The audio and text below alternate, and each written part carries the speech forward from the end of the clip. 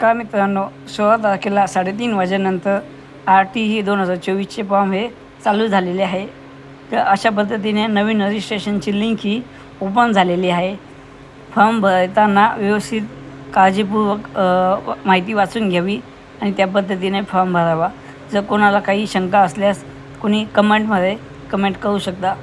तर बघा, इथे तुम्हाला सगळ्या पद्धतीने इथे सूचना दिलेल्या आहे.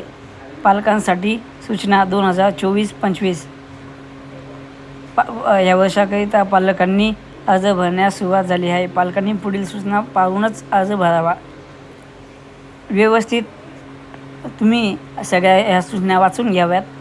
सूचना वाचून झाल्यानंतर ऑनलाईन ॲप्लिकेशनमध्ये जाऊन नवीन रजिस्ट्रेशन या लिंकवर क्लिक करावे. लिंकवर टिक केल्यानंतर तुम्हाला इथं तुमचा ID पासवर्ड हा रजिस्ट्रेशन केल्यानंतर जन्मतारीख वगैरे